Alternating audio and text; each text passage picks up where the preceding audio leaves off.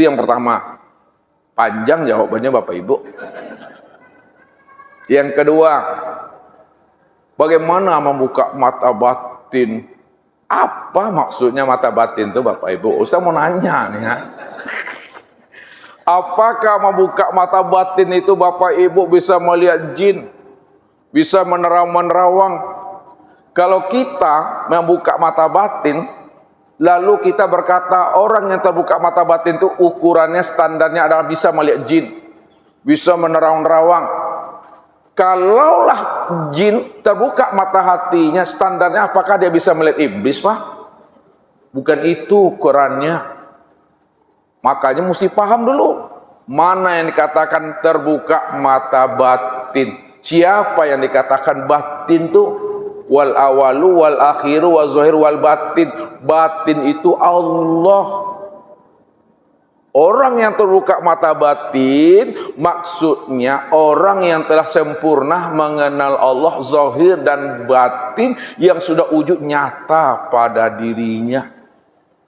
Ketika sudah terbuka mata batin, kita sudah mengenal Allah zahir dan batin sempurna pada diri, maka terjaga nih muncung nih. Ya ndak lado bandrolnya Bapak Ibu, ndak lantang-lantuang saya dong. Ya, kalau tak terbuka mata batinnya, mengecek kok basi ngangak sih Pak Ustaz. Lihat tahu basi ngangak pasti ndak tahu bagus tuh. Lantang-lantung kalau lah terbuka sumbeknya Bapak Ibu mencoro saja. Ndak tanturang kebangi yang kebo, yang penting awak punya muncung. Bukti orang yang sudah terbuka mata batinnya, yang sudah mengenal Allah, terjaga pandangannya, terjaga pendengarannya, terjaga lisannya, terjaga segala-galanya. Tak ada dia bohong-bohong. Jangankan bohong dengan orang, bohong dengan diri pun yang tak mau. Itu yang terbuka mata batin tuh. Bukan menerawang-nerawang Bapak Ibu. Makanya terbuka mata batin dalam pandangan orang supranatural tentu berbeda dengan al ulama warasatul anbiya. Disinilah ya para ulama kasab memberikan pemahaman tentang ilmu makrifat. Makrifat itu dua aja tuh Bapak Ibu.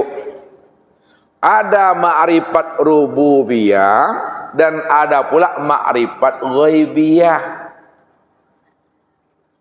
Makrifat ghaibiyah itu adalah makrifat ingin hal-hal yang aneh-aneh di luar logika dan nalar. Bisa berjalan di atas air. Kalau Bapak Ibu belajar makrifat ingin bisa berjalan di atas air, maka ikan lebih kencang jalannya di atas air. Kalau Bapak Ibu ingin bisa terbang, maka burung lebih pintar, lebih bagus terbangnya daripada kita. Kalau kita ingin belajar makrifat, ingin bisa hilang, malaikat lebih luar biasa lagi hilangnya. Kemanapun Bapak Ibu menghilang, dapet juga dengan malaikat itu. Ya, tahan bacok, tahan kebar, jangan itu dicari. Itu semuanya batu panarung, batu licin tuh Bapak Ibu. Ya. Nanti lama-lama menjadi paranormal. Ya. Jadi pengajian kita ini bukanlah ingin menzohirkan dan ingin melahirkan paranormal. Akan tetapi pengajian Tauhid Robbani ingin menormalkan paranormal. Yang kedua, makrifat rububiyah. Makrifat rububiyah itu adalah makrifat ketuhanan. Bagaimana Bapak Ibu dengan Allah itu tidak ada penghalang, tidak ada lagi batas dan hijab. Itu yang mesti kita pahami. Bahwa Allah itu wujud nyata dan terang. Kalau Allah wujud nyata dan terang, tentu bisa dilihat. Tapi kenapa ada sebahagian manusia tak mampu memandang wujud nyatanya Allah? Kalau dibilang Allah itu akbar, maha besar, tapi kenapa tak mampu memandangnya? Itu disebabkan salah satunya berkemungkinan masih banyak sampah di dalam ini. Itu yang dikatakan musang tadi. Jadi wajib ya kita bersihkan hati kita itu dengan rundap. Tapi jangan rundap yang dibeli di Indomaret. Mati beko. Rundap yang dimaksud oleh Ustadz, rundap hati itu likulli syai'in sakalatun wa sakalatul qalbu zikrullah. Tiap-tiap sesuatu ada alat pembersihnya, pembersih hati itu tiada lain zikirlah kepada Allah. Jadi zikir itu benar-benar dipalukan ke dalam hati Bapak Ibu. Jangan bermain di lidah, bermain di tangan. Rajin pun Bapak Ibu berzikir. Saking rajinnya pendek lidah Bapak Ibu, namun tidak berilmu kita dan berzikir. Ya, karena minyak angin, tapan cuy minyak angin ketika mengoreng ikan yang kerupuk, beko keluar aja angku-angku, cuma 5, 7, 10 aja keluarnya itu. Bapak-bapak kalau berzikirnya tidak berilmu, keluar dari masjid ini karena ujung kaki ini yang kena batu lah, keluar juga nanti itu 5, 7, 10 keluarnya itu. Karena hati kita ini ibarat teko. Teko boleh tahu? Teko atau cerek dia mengeluarkan isi yang ada di dalam nih. Anggap nih teko. Kalau di dalam teko ini isinya air putih, dituangkan ke dalam tetap keluarnya air putih. Kalau di dalam teko isinya kopi, dituangkan tetap keluarnya kopi.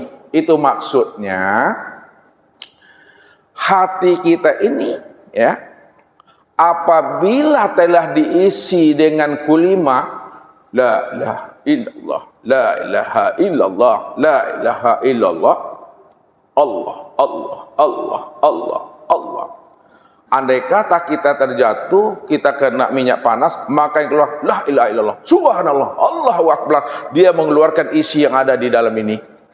Tapi kalau tak pernah hati itu dipalukan, tak pernah hati itu diunjamkan, la ilaha illallah, la ilaha illallah, la ilaha illallah. Kena minyak panas kita ayo 5, 7, 10. Itu tuh hati. Makanya yang zahir ini menunjukkan yang batin. Kenapa yang zahir ini menunjukkan yang batin? Ya.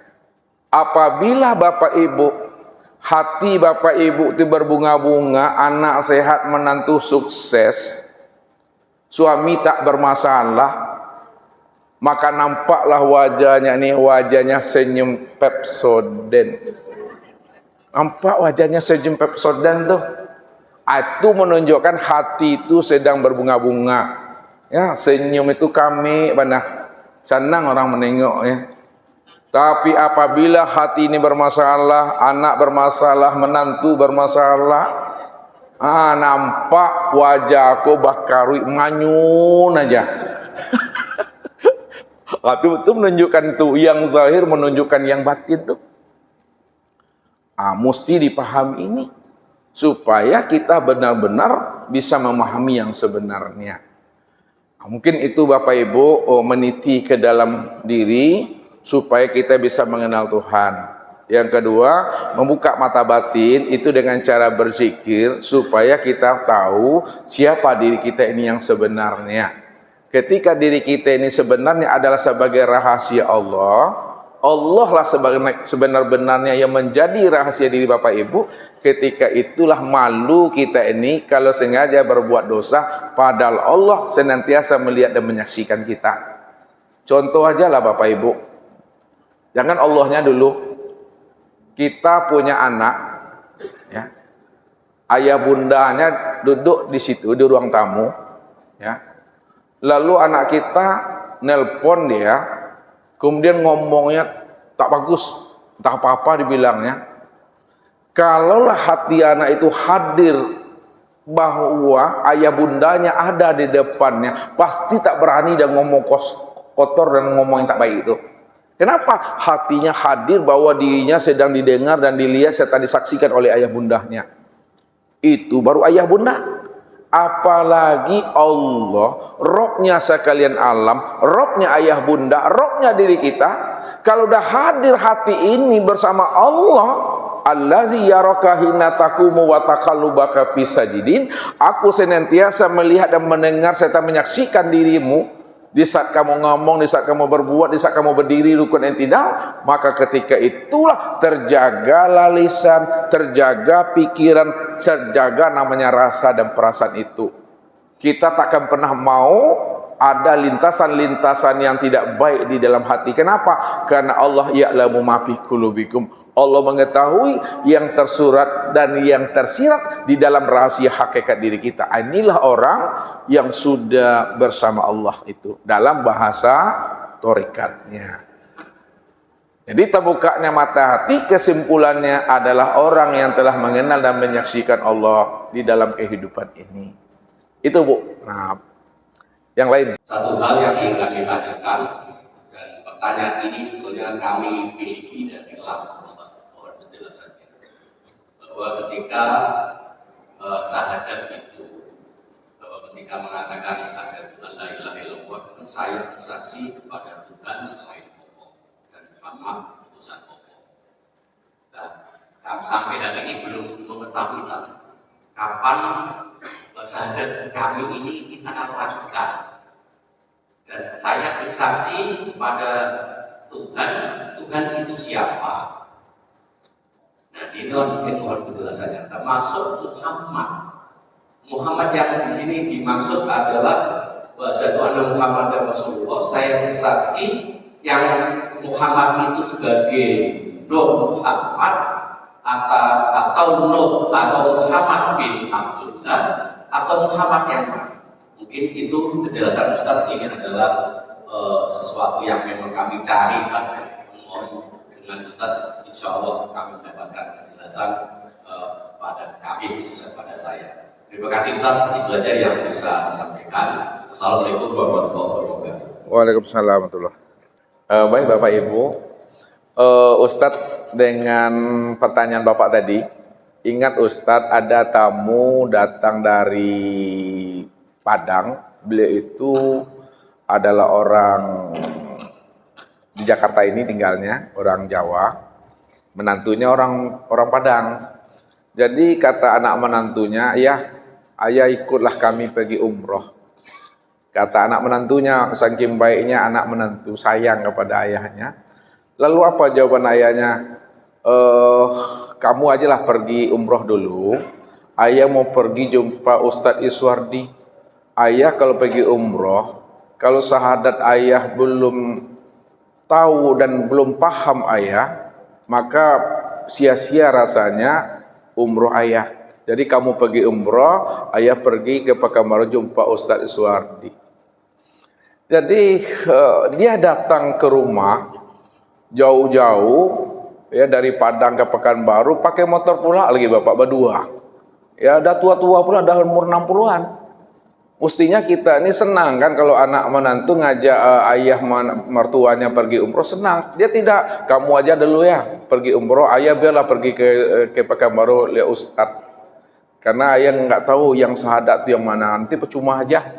Nah, sampailah di rumah dia bercerita itulah Ustadz, saya udah berapa umur saya Ustadz, saya diajak menantu pergi umroh tapi saya pingin ke sini, kan aneh rasanya Ustadz. Tapi inilah jawaban yang akan saya minta daripada Ustadz.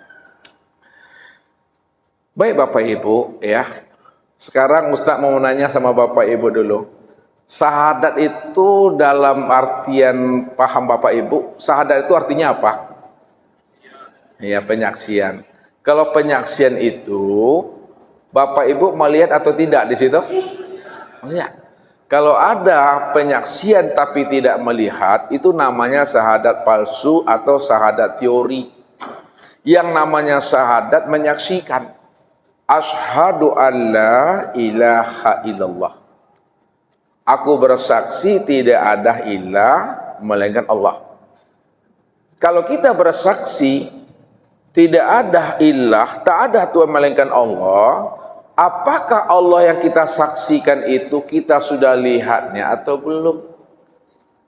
Kalau kita belum lihat, maka syahadat kita masih bohong kita. Itu yang pertama. Wa asyhadu anna Muhammad Rasulullah. Aku juga bersaksi bahwa Muhammad itu Rasulullah. Apakah Bapak Ibu sudah menyaksikan Muhammad itu? Kalau Bapak Ibu juga belum menyaksikan Muhammad, juga bohong. Muhammad yang mana yang mesti disaksikan di situ? Apakah Muhammad bin Abdullah, junjungan kita Nabi Muhammad sallallahu alaihi wasallam? Kalaulah di situ maksudnya Nabi Muhammad sallallahu alaihi wasallam, junjungan kita, apakah Bapak Ibu menyaksikan Muhammad itu padahal masa beliau dengan kita tuh udah jauh tuh, udah 400 tahun. Ini yang mesti dipahami. Kita kembalikan kepada makna tauhid yang sebenarnya yang Ustaz antarkan tadi. Ustaz mengawalinya dengan sebuah pertanyaan sama Bapak Ibu. Supaya nama yang kita sebut kita mesti mengenal akan wujud dan orangnya. Pertanyaan Ustaz, adakah yang wujud selain Allah? Ada atau tidak? Adakah alam dan sesuatu selain Allah? Enggak. Adakah yang hidup selain Allah? Enggak. Kalau tidak ada yang wujud selain Allah, tidak ada alam dan sesuatu selain Allah, tidak ada yang hidup, melihat, mendengar, berkata, mengetahui, berkuasa dan berkehendak selain Allah, lalu alam dan diri Bapak Ibu ini apa bagi Allah? Alam dan diri Bapak Ibu ini yang disebut dalam bahasa tauhid wujudullah, ainullah, ya, hakikatullah. Wujud Allah, nyatanya Allah, dan sebenar-benarnya Allah. Dalam bahasa Thorikat disebut mir'atillah, cermin Allah, tempat memandang wujud nyatanya diri Allah. Dalam bahasa syariat disebut hamba Allah. Dalam bahasa ma'rifat tiada lain Allah, tiada lain Allah itu sebenarnya ya Allah tuh dah. Itu mesti pahami. Kenapa? Karena Allah yang wujud, Allah cuma yang ada semata-mata. Akan tetapi kesempurnaan wujud nyatanya Allah pada alam itu sempurnalah sebutannya pada insan yang sudah zahir pada diri Bapak Ibu yang bernama macam-macam namanya.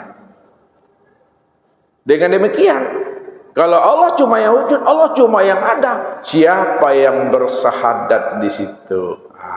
Ini langsung aja di makrifat ya. Yang bersahadat di situ dalam pemahamannya Allah lah yang bersaksi menyaksikan akan dirinya sendiri.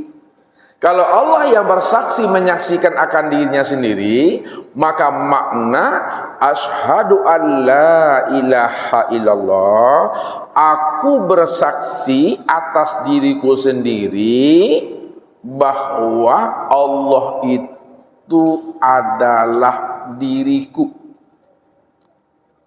Wa asyhadu anna Muhammad Rasulullah, aku bersaksi atas diriku bahwa Muhammad itu wujud diriku.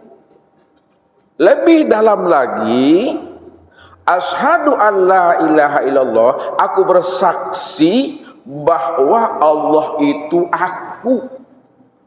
Wa asyhadu anna Muhammad Rasulullah, aku bersaksi bahwa Muhammad itu adalah wujud aku. Akulah itu. Diriku bernama Allah, wujud diriku bernama Muhammad. Makanya disimpulkan Allah itu diriku, Muhammad itu wujud aku, Adam itu rupaku, insan itu rahasiaku. Aku yang menanggungnya tuh. Disitulah kita sudah menyaksikan Allah dan Muhammad nyata senyata-nyatanya pada diri. Allahu ruhun wa Muhammadun jasadun. Allah itu batin nyata pada ruh, Muhammad itu zahir nyata pada tubuh. Sempurnalah sebutannya dengan insan. Ketika Bapak Ibu sudah mengenal dan menyaksikan Allah dan Muhammad pada diri, maka itulah yang dikatakan diri Bapak Ibu adalah diri yang telah berkulimah. Apa kata Nabi? Siapa diri yang telah berkulimah? Man kana akhirul kalamihi la ilaha illallah dakhalal jannah. Barang siapa yang di akhir kalamnya la ilaha illallah, baginya surga. Bukan melapaskan maknanya di sana. Barang siapa yang di akhir kalamnya dia telah menyaksikan Allah pada diri, itulah yang dimaksud akhir kalam. Walaupun dia pernah berbuat maksiat 70 tahun lamanya, mencurikah namanya, berzinahkah namanya, tapi di akhir kalamnya, di akhir kesudahan hidupnya, dia telah melihat, telah mengenal dan menyaksikan Allah itu sempurna pada dirinya. Itulah yang disebut akhir kalam. Atau menyaksikan. Maka ketika itu apa kata Ustadz? Bapak sudah lihat? Sudah Ustadz. Pergilah Bapak lagi ke Padang, pergilah umroh. Karena Allah yang Bapak jumpai di Pekanbaru sama dengan Allah yang dijumpai di Padang. Allah yang dijumpai di Padang sama dengan Allah yang dijumpai nanti di Makkah. Pergilah. Artinya apa? Allah yang Bapak Ibu jumpai di waktu hidup di dunia dengan Allah yang Bapak Ibu jumpai nanti di barzah, dan Allah yang Bapak Ibu jumpai nanti di akhirat itu adalah sama. Maksudnya apa? Adalah diri sendiri, namun diri sendiri bukanlah kenyataan diri kita. Akan tetapi nyatanya wujud diri Allah itu yang sebenar-benarnya. Itu ya diri yang bersyahadat tuh. Jadi orang yang telah mengenal Allah dan Muhammad pada diri disebutlah insan kamil mukamil. Jadi insan kamil mukamil itu bukan kita, Allah tuh. Ini yang Allah katakan, al insanu nafsi wa ana nafsuhu. Insan tu diriku dan akulah sebenar-benarnya diri insan itu. Makanya Ustaz bilang, berhentilah jadi orang, jangan ngaku-ngaku jo insan tu kita. Insan tu aku, kata Allah. Itu kata siapa tuh? Kata Allah tuh, hadis qudsi itu. Al insanu siri wa ana siruhu. Insan tu rahasiaku, akulah sebenarnya rahasia insan tu. Al insanu siri wa siri sifati wa sifati la ghairi. Insan tu rahasiaku, rahasiaku itu sifatku, sifatku itu tiadalah aku. Wallahu nafsiyun wa ana nafsu wujudahu. Allah tu akulah sebenar-benarnya wujud Allah itu yang bernama Muhammad rupa insan. Ini dia orangnya. Nah, yang terakhir kita kupas Muhammad. Nah, mana Muhammad Bapak Ibu? Muhammad itu mesti dipahami zahir dan batin. Ada Muhammad yang hakiki, ada Muhammad yang majazi. Muhammad yang hakiki itu maksudnya Nur Muhammad. Siapa Nur Muhammad? Nur Muhammad inilah kezohiran Allah. Muhammad inilah wujud Allah. Muhammad inilah kenyataan Allah. Sekarang Nur Muhammad itu benar-benar sudah nyata pada sekalian alam. Nah, lihat nih. Nur Muhammad tempat memandang nyatanya wujud diri Allah itu sudah nyata pada sekalian alam. Sekalian alam yang ada ini itu yang disebut namanya Nur Muhammad, atau disebut Muhammad tempat memandang nyatanya akan wujud diri Allah itu. Oleh karena itu Bapak Ibu jangan dicari-cari juga Nur Muhammad itu lagi.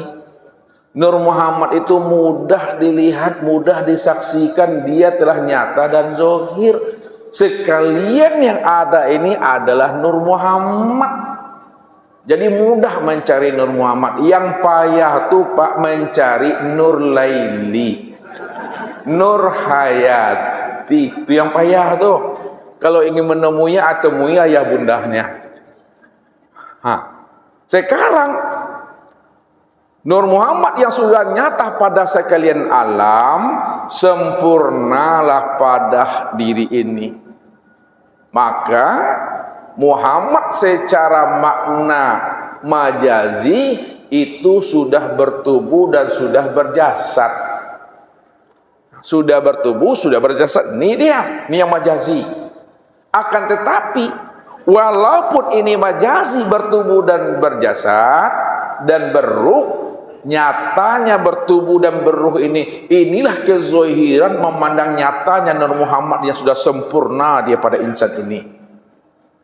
Jadi memandang Nur Muhammad itu yang disebut namanya Muhammad, secara makna majazinya pandang kepada insan.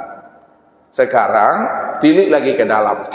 Insan itu banyak Bapak Ibu, ada yang baik, ada yang buruk. Lalu kemana tempat kita memandang insan itu? Memandang insan itu sebagai Muhammad, pandanglah kepada insan yang soleh. Di atas yang soleh masih ada insannya lagi, disebut namanya al-ulama warasatul anbiya. Di atas al-ulama warasatul anbiya itu disebut namanya auliyaillah. Di atas auliyaillah disebut namanya para nabi. Para nabi itu 124.000. Di atas para nabi memandangnya itu kepada para rasul. Rasul 315. Di atas rasul 315 pandanglah kepada yang 25. Di atas yang 25 pandang kepada yang 5. Di atas yang 5 pandang kepada yang 1. Yang 1 itulah baginda Rasul Nabiuna Muhammad sallallahu alaihi wasallam. Rupanya Nur Muhammad itu memandang sempurnanya, pandanglah kepada junjungan kita Nabiuna Muhammad sallallahu alaihi wasallam. Di situ sempurnanya. Lalu bagaimana dengan Bapak Ibu? Nah, walaupun Bapak Ibu bukan Nabi, bukan Rasul, tidak mendapatkan mukjizat dan wahyu, namun diri kita adalah bahagian daripada Nur Muhammad itu juga. Ini yang saya contohkan tadi. Gelas ini kita lemparkan ke atas, lalu sampai ke bawah pecah, pecahnya sampai sama Bapak tuh. Walaupun pecahan gelas ini sampai sama Bapak pecahannya, namun yang pecahan yang ada pada diri Bapak Ibu juga bahagian daripada gelas ini. Walaupun kesempurnaan Nur Muhammad nyata pada diri baginda Rasul Nabi Muhammad SAW, namun kita ini juga bahagian daripada Nur Muhammad itu juga. Oleh karena itu, ketika Bapak Ibu berselawat, nah lihat, mesti memandangnya zohir dan batin. Memandangnya secara batin, pandang Nur Muhammad. Memandangnya sepada zohir, pandang kepada baginda Rasul, pandang kepada diri kita. Disitulah sempurnanya itu zohir dan batin. Ketika kita berselawat, memahami Nur Muhammad, maka terpandang langsung diri baginda Rasul sallallahu alaihi wasallam. Kenapa? Karena diri baginda Rasul adalah kesempurnaan memandang wujud nyatanya Nur Muhammad itu. Disitulah para ulama katakan bahwa Muhammad itu basarun laisa kal basar. Muhammad itu adalah manusia, tapi bukanlah manusia biasa. Manusia tapi bukanlah manusia biasa, karena beliau adalah uswatun hasanah, beliau nabi, beliau rasul, beliau mendapat petunjuk, beliaulah penyempurna risalah dakwah dan rasul yang disampaikan oleh nabi-nabi dan rasul sebelumnya. Jadi kalau Bapak Ibu memahaminya secara makna hakiki, Bapak Ibu mestinya sudah menyaksikan Muhammad itu setiap harinya, sebagaimana Bapak Ibu menyaksikan Allah setiap harinya. Oh, kita berselawat hadir ruhani Nabi baginda Rasulullah SAW, bagus. Kalaupun tidak hadir, misalnya Bapak Ibu sudah menyaksikan Muhammad secara hakiki, itulah Nur Muhammad yang sudah nyata pada diri sendiri. Disitulah Nabi mengatakan, tuba man ro'ani wa amanabi, wa tuba liman ro'ah man ro'ani wa amanabi. Beruntunglah orang yang melihat aku lalu dia beriman kepada aku. Beruntung pula orang ya yang mana dia melihat orang yang melihat aku lalu dia beriman, selamatlah dia. Maksudnya apa? Beruntung orang yang melihat Nabi lalu dia tidak masuk neraka. Kalau kita pikir secara rasio, kalau kita berpandangan itu adalah Nabi Muhammad, Abu Jahal, Abu Lahab, Abu kecuali Abu Gosok, itu setiap hari dia melihat Nabi Muhammad tuh. Tapi Abu Lahab neraka juga, tempatnya tabat yada abil habi wa tabtuh. Berarti yang dimaksudkan oleh beliau itu pandangannya adalah zahir dan batin. Memandang Nur Muhammad sebagai tempat nyatanya akan wujud diri Allah. Disitulah padamnya api neraka itu. Kenapa? Karena dari Nur Muhammad itulah terciptanya segala yang ada ini. Khalaqtuka li ajli wa khalaqal alam li ajlika. Aku jadikan Nur Muhammad tempat memandang diriku dan dijadikan sekalian yang ada itu daripada Nur Muhammad. Makanya wajib kita berselawat untuk Nur Muhammad, nyata pada diri, sempurna juga pada diri baginda Rasul Nabi Muhammad sallallahu alaihi wasallam. Jadi kalau mandi itu berselawatlah Bapak Ibu. Caranya gimana? Assalamu alayka ya Rasulullah sallallahu ala Muhammad. Allahumma sholli ala Muhammad wa ala ali Muhammad nurun ala nur wa huwa rabbul arsil azim. Pandang air, pandang ember, pandang baskom, pandang sabun, pandang gayung, pandang Pepsodent, pandang brosnya, pandang diri, kulit, daging, itu Nur Muhammad berselawat. Ini yang dikatakan nur ala nur. Yang masuk itu nur, yang menerima juga nur.